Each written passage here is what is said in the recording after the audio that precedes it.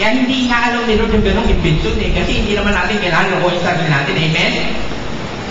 Amen?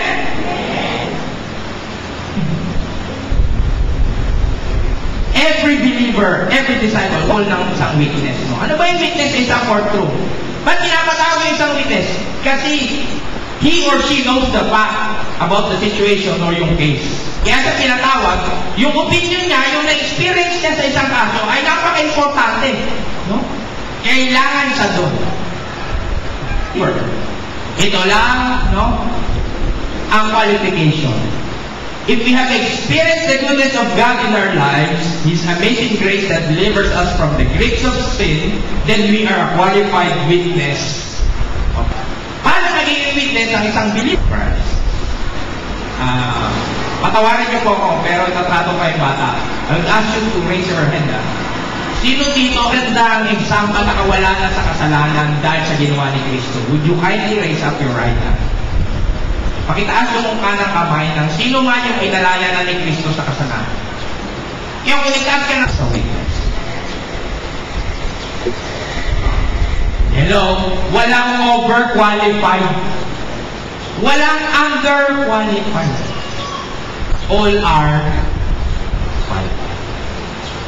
Kamay, you are qualified. Witness of God in your life, you are qualified to be His witness.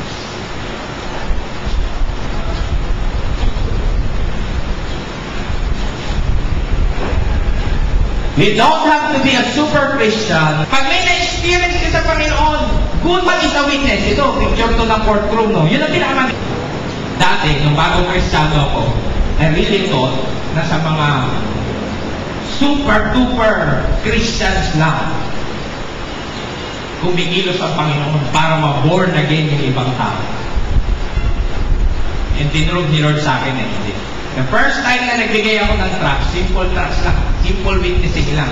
There are two approaches sa pag-witness. Yung isa, within your oikos. Greek, ibig sabihin, within your family circle, yung mga close friends mo, tawag doon oikos. No? Nakapaligid sa'yo na nakakakonect sa'yo. So, pwede ka, yung pangalawa na approach, yung ay hindi mo kakilala, mag-witness ka sa kanya. No? Yung first time ko na nag-witness talaga, na nakapag-witness ako, ganito pa yung eksena. No? Galing ako sa youth service, and yung pastora natin doon, si Pastora Letty Encina, no? Nagpataas siya ng mga kamay. Sabi niya, this is a night for the Holy Spirit. The Holy Spirit is pouring out His gifts on you. Sabi niya, sige, hingin niyo kung anong gift yung gusto ninyo. Eh ako, makapal ang mukha ko, pero parang takot ako mag-share. Sabi ko sa sarili ko, Panginoon, tulungan mo naman ako kung makapag-share ako. Kasi parang natatakot ako eh. Eto na, pauwi na ako, no? Dahil I acted by faith, kumuha ko ng tract sa church. Siyempre, gano'n ang faith eh. Ang faith, pag walang kamay at walang paa, hindi faith yun. There is a thing, such a thing as dead faith. Alam niyo ba, merong dead faith? Basahin niyo yung James. Merong patay na pananampalataya. And watch out, baka yung faith mo ay patay. No? Padala mo na siya dito sa funeraria. Watch out, basahin niyo yung James. There is such a thing as dead faith. Kaya alam niyo, bahalay na ako tayo, Panginoon. Nung by faith ko, kumuha ko ng tracts. Tapos nag-pray to be a witness for the daka na sa tracts na ito. May dumaan na jeep, no? Pagdating jeep, talagay yung still small voice ng Panginoon, yung conviction na Holy Spirit, oh anak, nakasumakay, sakay ako. Eh may nakasabit, ala ko nung katawan. May nakasabit, sabi ng Panginoon sa akin, na Holy Spirit, I believe it is the Holy Spirit, sabi ng Holy Spirit sa akin, anak, abot mo na yung tracks. Naku, talaga, tayo mga born again, punong-puno tayo ng pagdadahilan, pag-ayaw natin, di ba? No. Magaling tayo doon eh, no? Mga frustrated authorities tayo, no? Authority of the law. Sabi ko sa Panginoon, Panginoon pag inabot ko yung tracks na sa kanya, baka malaglag. Ayoko naman malaglag siya, mahal mo siya, di ba? Ano, pagkasabi ko nun sa aking isip, no, sa Panginoon, pagdating sa Pedro Hill, kasi natin, no, pag pamilya kayo doon sa lugar, pagdating sa Pedro Hill, bumaba Yung nasa gulong naupo yung malaki yung katawan. Sabi niya ng Panginoon sa akin, o anak, pinaganda ko ang sitwasyon, pasensyaran mo na sa ngayon ng trucks. Takbo-takbo kaya. Sabi ko naman sa Panginoon ulit, Panginoon, hindi pwede eh. Paano ako makakapag-share? Hindi naman ako komportable eh. Ganun talaga, pag-ayaw ng dahilan eh, no? Hindi ako komportable, Panginoon eh. Paano ako makakapag-share? Eh, kung ako naman ang malaglag. Di ba, mahal na mahal mo ako eh. Ayaw mo yun. Akalain mo eh, pagdating na lampas lang ng Jollibee ng Pedro, bumaba yung katapat. Pagbaba ng katapat, siyempre ako, maparaan ako eh. Gusto ko umurong pa yung mga tao para mapunta ako doon sa dulong-dulo. Hindi ko na sa masensya, may dahilan na naman ako, di ba? Mautak ako eh. Eh, hindi umurong. Napakapwede-pwede naman mo. Sabi mo naman sa akin, Iho, dito ka na umurong. Para hindi ka na pumunta sa harap. Talaga naman, parang boses ng Panginoon yung babae na yun. Katapat ko na. Wala na akong kawala. Alam niyo, sinabi niya na sa akin ng Panginoon, anong hirit mo ngayon? Ito naman yung hirit ko sa kanya. Panginoon, madilim. Hindi niya mababasa yung truck, sayang. Baka itapon niya. Akalain yung driver, may nagbayad, binuksan yung ilaw. Talaga naman, let there be light. Wala na akong kawala. May uling-uling pa akong alas eh. Alam niyo kung naman yung Panginoon, nahirap magbasa pag tumatakot sa sakyan. Lalabo ang mata niya.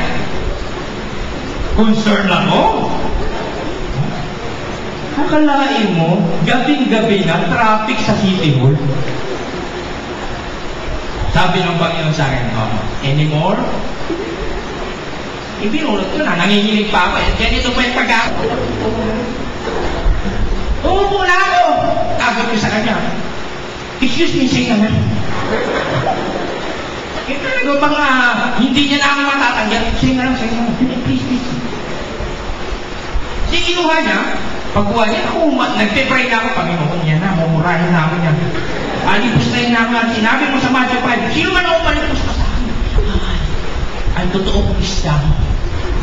Talaga naman, OA na ako. Alam niyo, pagdating sa Jones Bridge, bigla siyang nanginid yung luha, sa laki ng katawan na. Sabi niya sa akin, Brad, backslider ako eh. 5 years ko nang tinatakbuhan ng Panginoon at 5 years na namin hinahanap. Pagod na akong tumakbo. Thank you, Brad. Ikaw ang ginamit ng Panginoon. Alam niyo, biro mo, parang ang binuhusan ng malamig na tubig. Alam niyo bakit? Ang piling ko, kapal ang mukha ko eh. I don't deserve that kind of statement from you. Bakit? Hindi ako deserve kasi ayaw ko ba sa shirt eh. And that's the beauty of the grace of God. Amen? Minsan ayaw mo. Pero it's a go signal.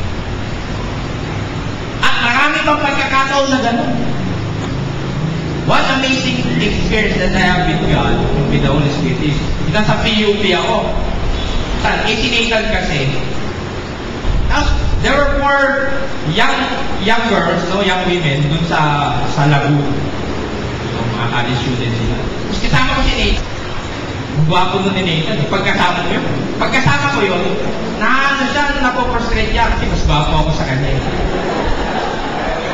Kasi ginagalat niya ako. Mahal niya mga pastor. Hindi ganun. Kasama ko si Nathan. Binati siya ng isang babae. Sabi ng babae sa kanya, Hi Nathan! No? Ako naman, yung babae na yun. Nilampasan na namin. I believe it's the Holy Spirit, no? Nangusap sa akin, sabi sa akin ng Panginoon, anak, mag-pray mo nga yun, yung babae na yun. At yung magandang words yung gamitin mo, pero may problema sa family mo.